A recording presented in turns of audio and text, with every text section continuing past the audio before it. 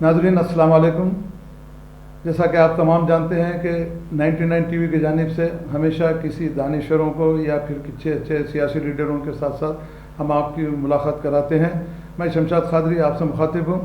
आज आपके सामने 1969 के एजिटेशन में जिन्होंने बढ़ चढ़ कर हिस्सा लिया और तेलंगाना हासिल होने तक जिन्होंने अपनी जद्दोजहद की, वो हैं आपके हमारे हरदिल आली जनाब सनाउल्लाह खान साहब।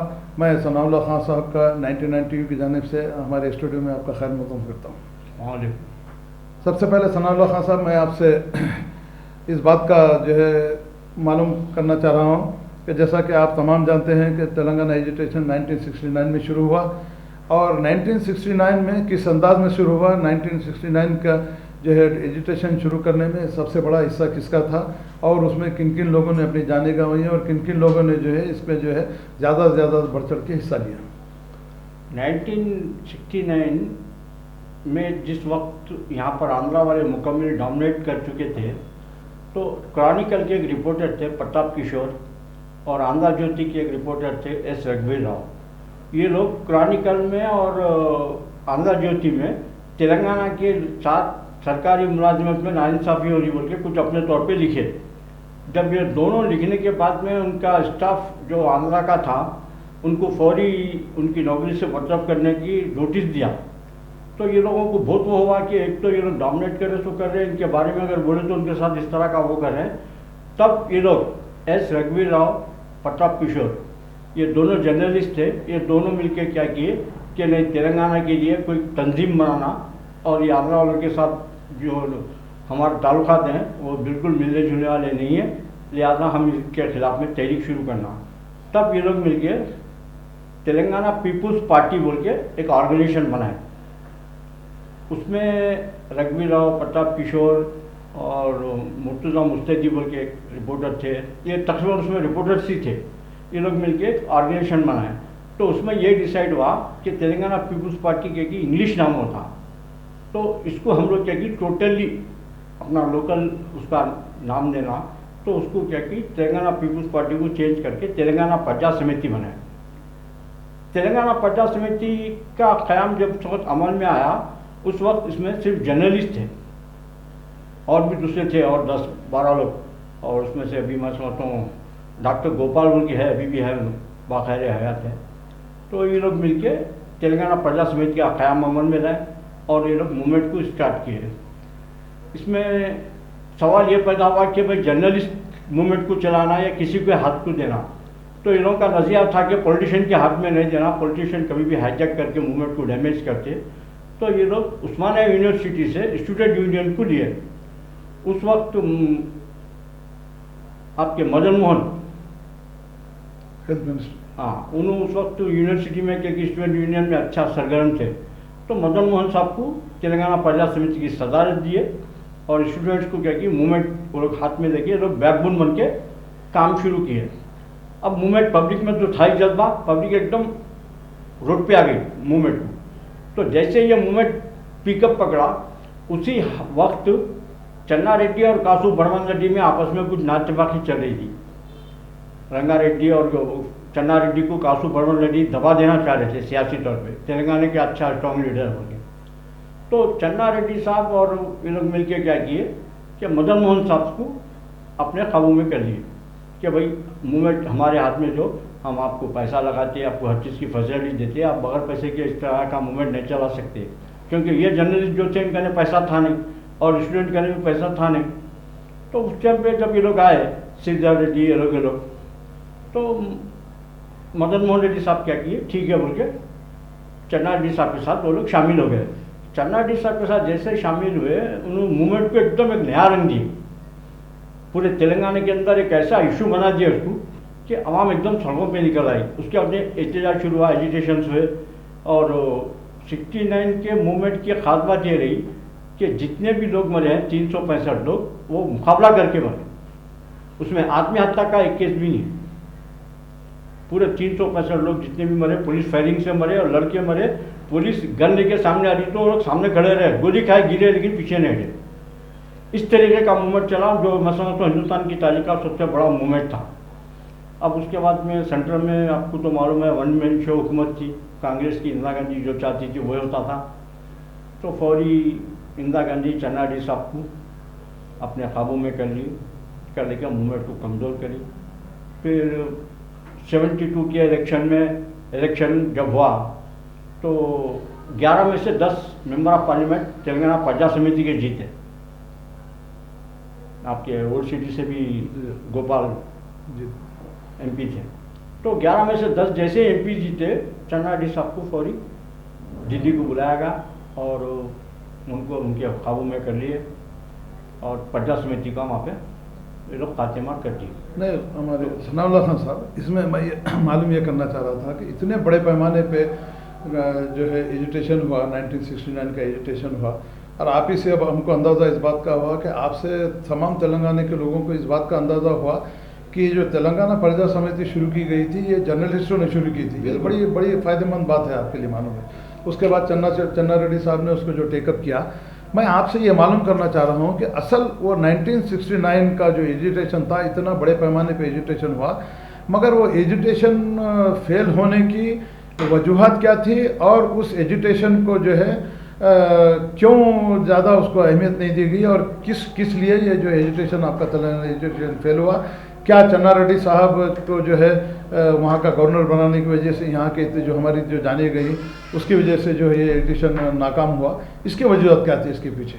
एजिटेशन नाकाम नहीं, एजिटेशन तो कामयाब हुआ, लेकिन जो पॉलिटिशियन जीत कर आए थे वो लोग इमीडिएट कांग्रेस में जाके अपने आप को जम कर लिए। उसमें आपके इमाम हाशम साहब भी है जो उस वक्त मेंबर ऑफ पार्लियामेंट थे। उन्होंने भी ऐसे जितने बड़े लीडर्स थे वो लोग क्या कि प्रजा समिति के मूवमेंट में जितने भी पॉलिटिशियंस अपने आप को प्रोजेक्ट कर रहे थे वो पूरे कांग्रेस में गम हो गए। जब कांग्रेस में गम हो जाने के बाद में कांग्रेस क्या कि कुछ नए फार्मूले देंगे, हम कुछ नया मायदा करेंगे बोले, और 6 पॉइंट फार्मूला बोल के एक फार्मूला निकाले कि आप अगर यहाँ पर सरकारी मुलाजिम चाहते तो 1st से 10th तक के कि आप यहाँ पर पड़े हुए रहना। 610 फार्मूला बोल के वो थोड़े से कुछ कंडीशन दे के मूवमेंट को वो कर दिए वो लोग।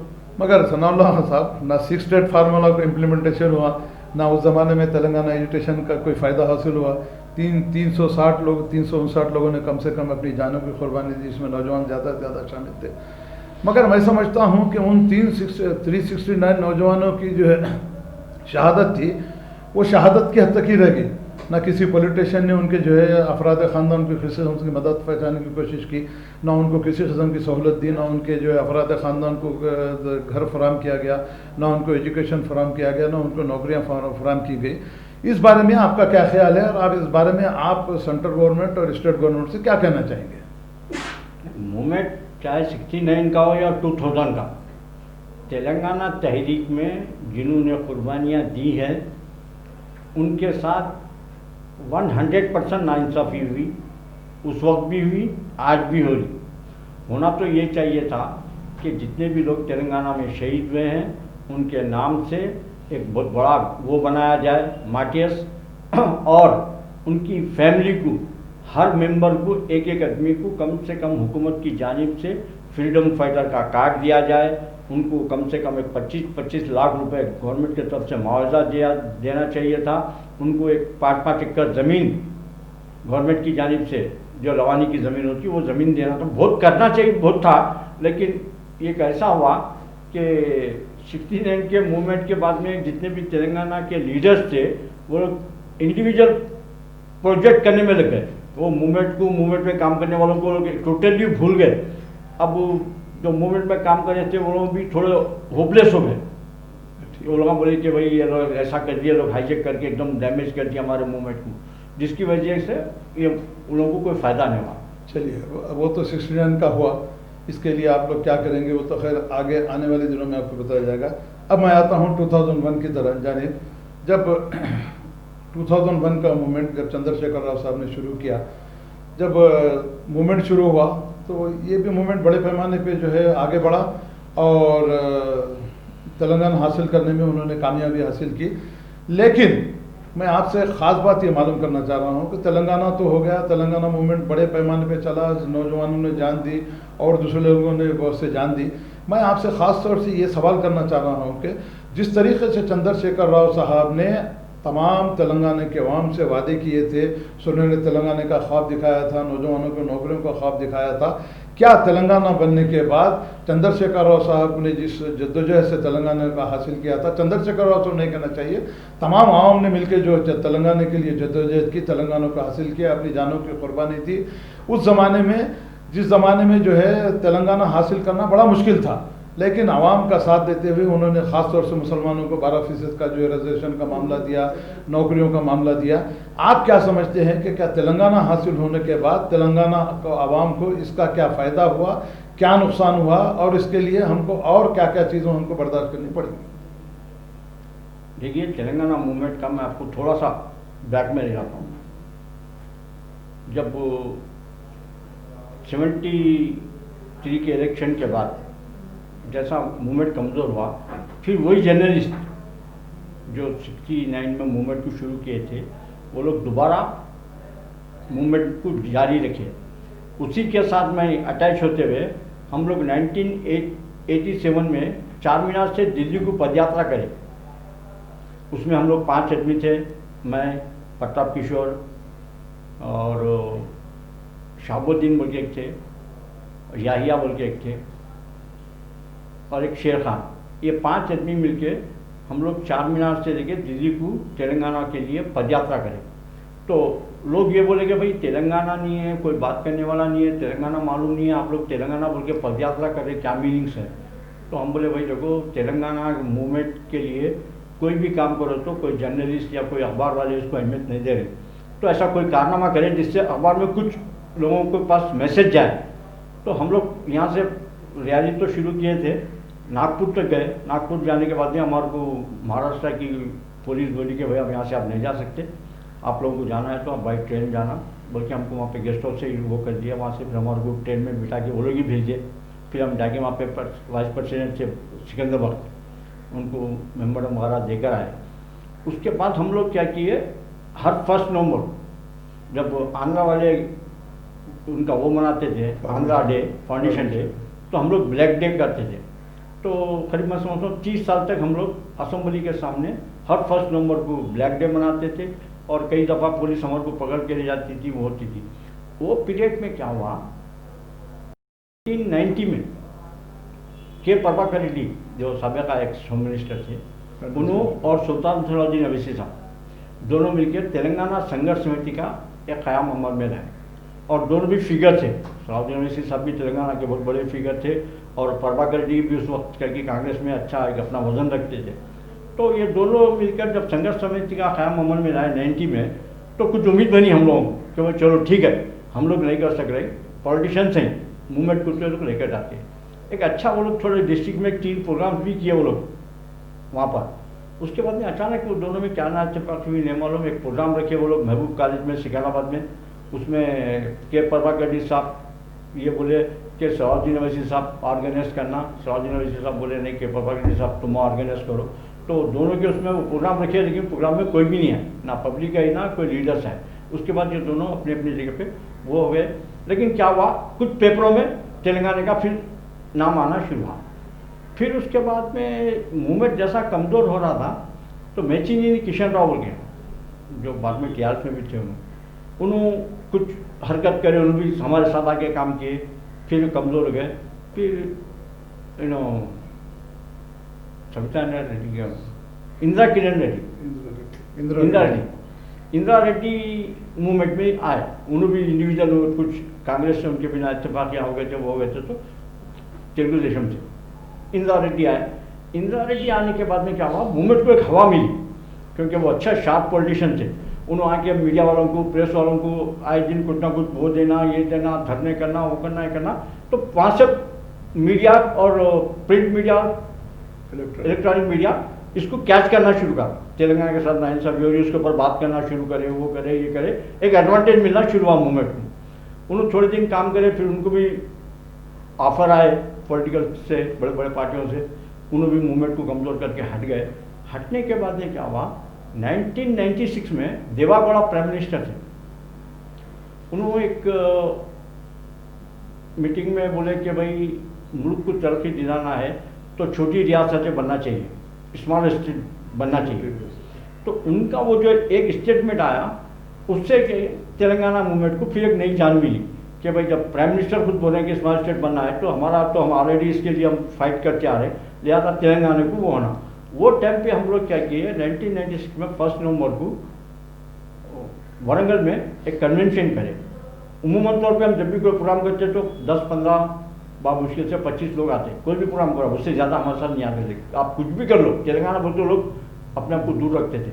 वो जब कन्वेंशन हुआ हमारे देवागौड़ा साहब के स्टेटमेंट के बाद, तो वो कन्वेंशन में तकरीबन मैं समझता हूँ काकतीय यूनिवर्सिटी से और वहाँ के लोकल 500 आदमी हैं। वो कन्वेंशन पहला कन्वेंशन था 69 के बाद के मूवमेंट का, जिसके अंदर कम से कम 500 लोग हैं और बहुत अच्छा कामयाब हुआ। उसमें जयशंकर उस वक्त काकतीय यूनिवर्सिटी में वाइस चांसलर थे, उन्होंने वाइस चांसलर थे, तो जयशंकर साहब का भी थोड़ा सपोर्ट था और वो अच्छा कामयाब हुआ। वो जैसा कामयाब हुआ, वो होने के बाद में एक लेफ्टिस्ट का एक ग्रुप सामने आया, आकुला भूमैया बोल के थे, उन लेफ्टिस्ट थे। तो लेफ्टिस्ट का एक ग्रुप आया, उसमें हनुमानू, इनया, ये लोग एक अच्छा ग्रुप लेफ्टिस्ट का। वो लोग एक कन्वेंशन करे, ये कन्वेंशन के बाद तो वो लोग हज़ारों की तादाद में लोग आए, लेफ्टिस्ट के लोगों को सपोर्ट था। वो लोग ये जैसे दो कन्वेंशन हुए, अब आम लोगों में क्या कि तेलंगाना के ऊपर बात करना चालू हुई। अब ऐसी मूवमेंट को अप डाउन चल रहा था। तो 2000 में के चंद्रशेखर राव साहब तेलुगु देशम में ट्रांसपोर्ट मिनिस्टर थे, तो उनको किसी वजह से क्या उनमें और चंद्रबाबू नायडू में नाचपाकी हुई, तो उनको ट्रांसपोर्ट मिनिस्टर से हटा के डिप्टी स्पीकर डिक्लेयर करे। तो वो चीज़ को उन्होंने नहीं माने, नाराज़ होकर बढ़ गए। उन्होंने नाराज़ होकर बैठे थे, हम लोग भी कुछ तलाश में थे कि भाई ऐसा कोई डायनेमिक होना बोल के। उसी टाइम पे करंट के ऊपर एक उनका स्ट्रॉन्ग स्टेटमेंट आया चंद्रशेखर राव साहब का, और मीडिया उसको अच्छा कवरेज करी। जैसा उनका स्टेटमेंट आया, हम लोग एक मीटिंग करे विद्यानगर में, एक हमारे साथी थे जी सीतप्पा बोल के, उनके घर पे हम लोग सब पूरे मिलकर बैठ के बात करें कि भाई इन्हों ऐसा नाराज़ है क्या, अपने को एक पॉलिटिशियन की ज़रूरत है, तो क्यों ना हम चंद्रशेखर राव साहब से बात करके उनको तेलंगाना मूवमेंट में लाना।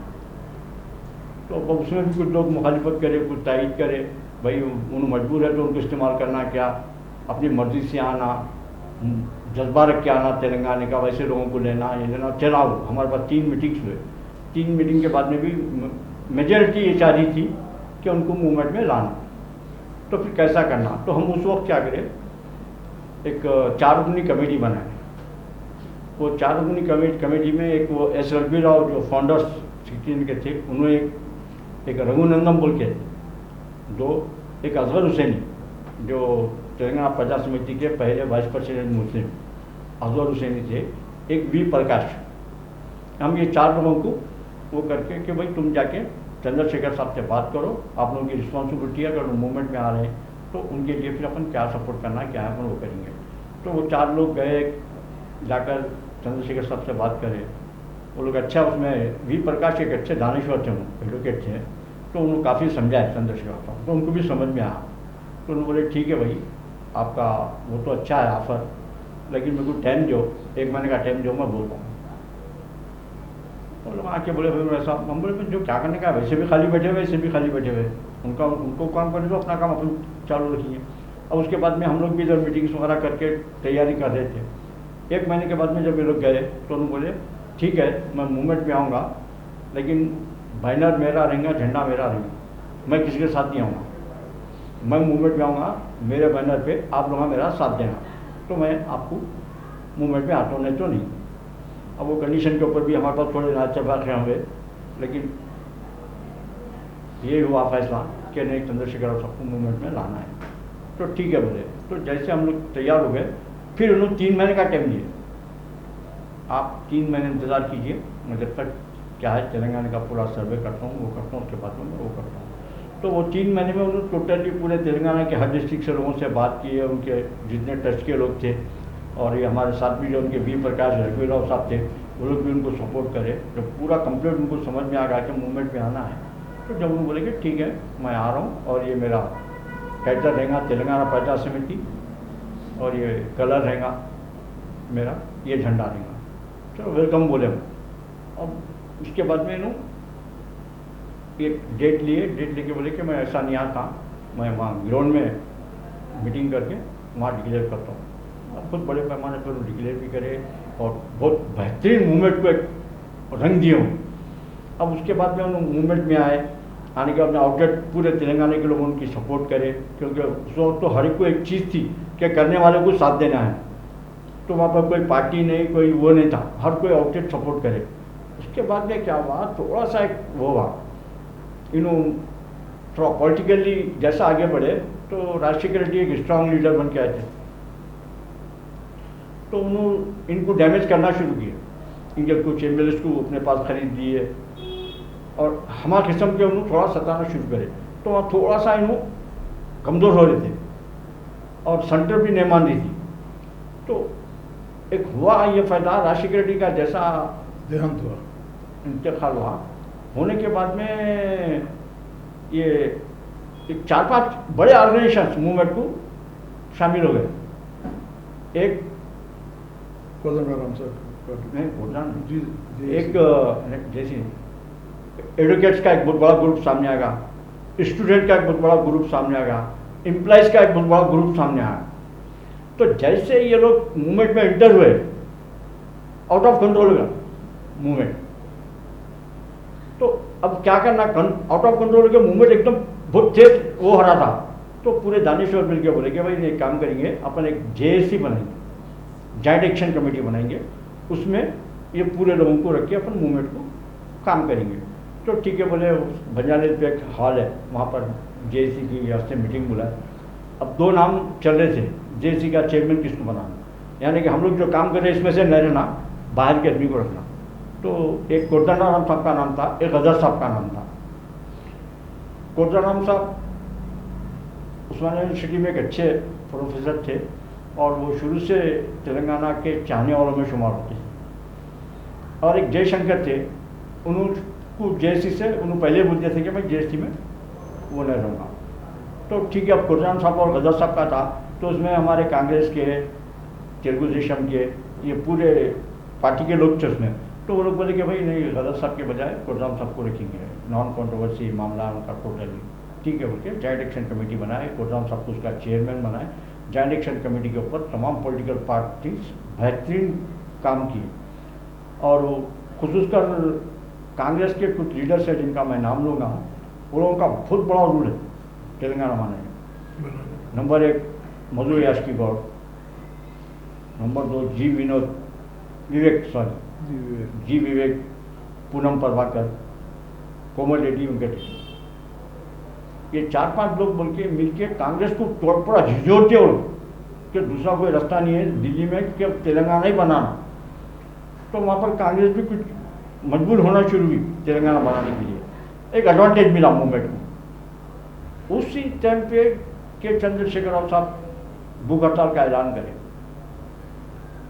देखिए, अब मैं आपको एक नया टर्निंग पॉइंट बतला रहा हूँ। भूख हड़ताल का जैसा उन्होंने ऐलान किए, उन्होंने भूख हड़ताल पे बैठे और मूवमेंट एकदम पीक पे चल रहा। मुस्लिम लीडरशिप जब तक कि सामने नहीं आई थी तेलंगाना मूवमेंट, कोई फिगर नहीं आया। तो मैं तो कंटिन्यू दिन रात मेरा खाना पीना और विषय नहीं तेलंगाना था। तो मतलब भाई ये कल तेलंगाना का बनता तो हम क्या अपने राइट्स पूछेंगे, तो नहीं, इसके लिए हम कुछ करना है। तो मरूम के.एम. आरिफुद्दीन साहब, अल्लाह उनको मग़फ़िरत करे, के.एम. आरिफुद्दीन साहब से मैं जाके बात किया कि भाई मैं आपके पास एक मुस्लिम दानिशवरों का इजलास बनाना चाहूँ तेलंगाना मूवमेंट में, और मैं कहने पैसा नहीं है, क्या आप मेरे को हाल भी दीजिए और मेहमानों का रिफ्रेशमेंट का भी आप कीजिए। तो उन्होंने वो हो गए। तो जैसा उन्होंने वो हुए, तो मैं उस टाइम पहली बार तेलंगाना के अंदर जितने मुस्लिम ऑर्गेनाइजेशन है, जितने मुस्लिम दानिश्वर है, एडवोकेट्स है, उन पूरों का एक इजलास बुला उसमें मैं समझता हूँ 111 लोग कुछ हैं, आपके जमात इस्लामी, तामीर सब है, मिल्लत, ये जितने भी मुस्लिम ऑर्गेनाइजेशन से पूरे, ये मुश्ताक मलिक साहब, ये तारिक हदीद साहब, ये पूरों को बुला। और मैं समझता हूँ पहला मौका है हैदराबाद में कि पूरे एक प्लेटफॉर्म पे है वो लोग अलग अलग जहन। बहुत बहुत शुक्रिया। बहुत बहुत शुक्रिया सनाउल्लाह खान साहब, आपने अपना कीमती वक्त दिया। इंशाअल्लाह ताला फिर आइंदा मौके पर और दूसरे जो मौजूद पे हम बात करेंगे। बहुत बहुत शुक्रिया, आपने अपना वक्त दिया। बहुत बहुत शुक्रिया।